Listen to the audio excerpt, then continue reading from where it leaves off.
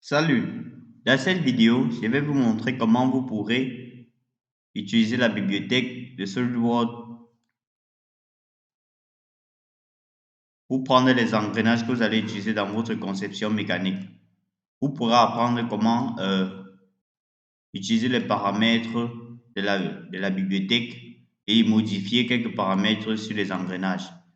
Ça, c'est l'exemple d'un engrenage et ses pignons que je dois utiliser dans une vidéo pour faire l'animation. Pour cela, on vient sur Nouveau. On sélectionne Assemblage.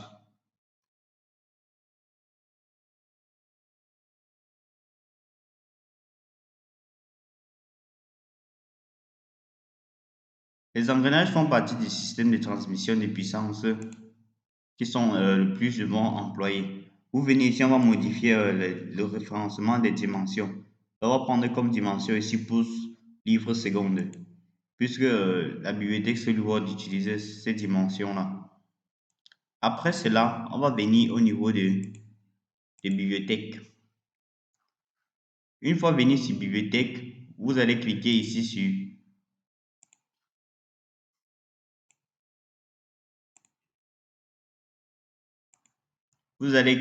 Inchi.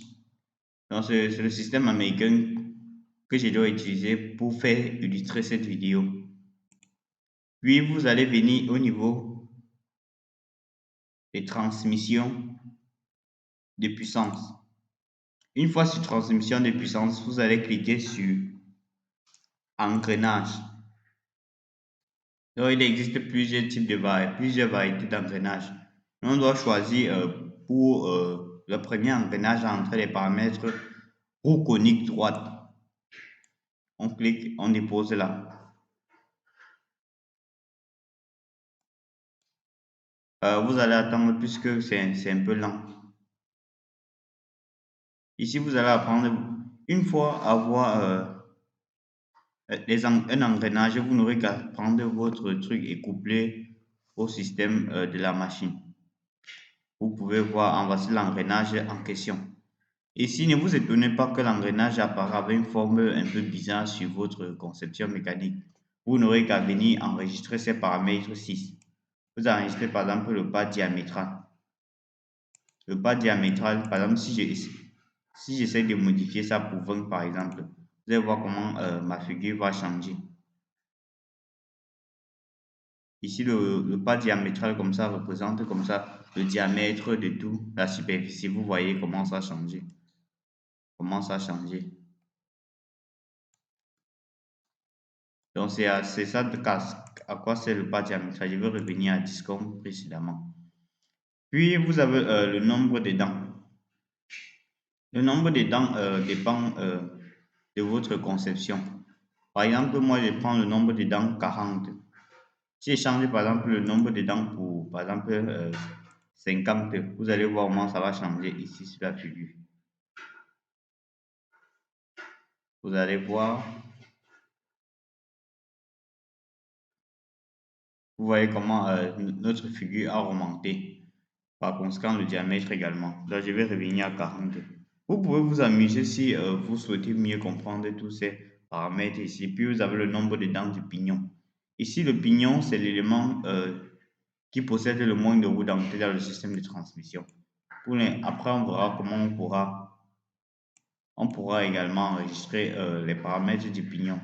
Ici, l'angle de pression. Ici, ça, c'est un angle normalisé. Généralement, c'est 20 degrés, c'est comme ça. Mais vous pouvez changer si vous souhaitez. Ici, il n'y a que deux possibilités, 20 ou 14,5 degrés. Ici, la largeur de la face, ça représente la largeur de cette face. Moi, j'ai pris 0,5 mm. Ici, le diamètre du moyeu. Donc, c'est le diamètre de cet élément-là. Moi, j'ai pris 1,5. Attendez, on modifie si vous souhaitez voir comment ça change. Je prends par exemple 3 mm et je clique sur Entrée. Vous allez voir, moi, le moyeu doit changer. Attendez, SolidWorks charge. Vous voyez comment le moyeu change.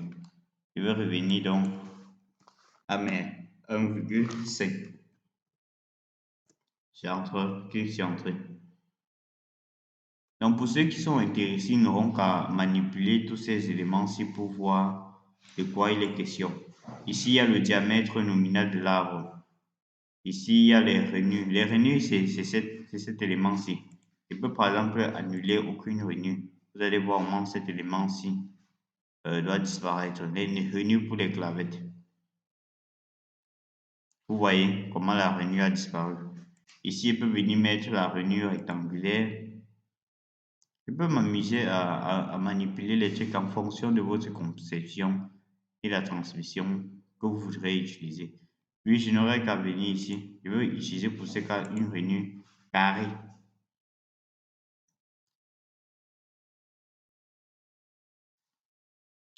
Une fois cela fait, on va cliquer ici sur valider puisque j'ai eu à rentrer tous ces paramètres ici. Et que je valide ma roue dentée. Une fois cliqué sur valider, ok, en voilà ma roue dentée en question. Puis il va nous manquer le pignon. Donc je vais venir ici, à nouveau sur roue conique 3, pignon conique à denture 3. Je vais sélectionner, l'amener ici là. Ok.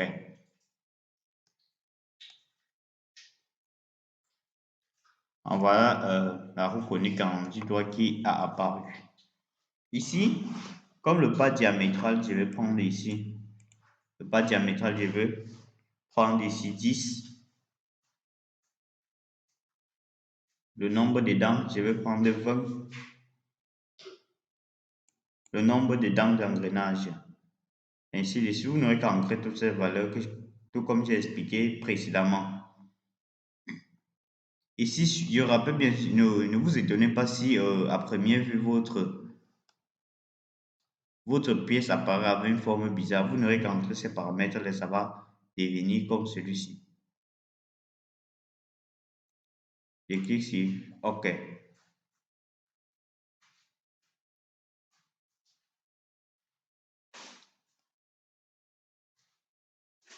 Une fois avoir cliqué sur valider, on me propose de multiplier. Puisque j'aurai besoin de 2 éléments pour faire la suite de l'animation, je vais cliquer pour un deuxième élément et puis j'annule le composant. C'est ainsi que vous pouvez réaliser les engrenages par la bibliothèque SolidWorks. Si vous souhaitez positionner la grande roue dentée, vous n'aurez qu'à venir tout d'abord cliquer sur cet élément, cliquer sur libérer, puis venir au niveau de contraintes.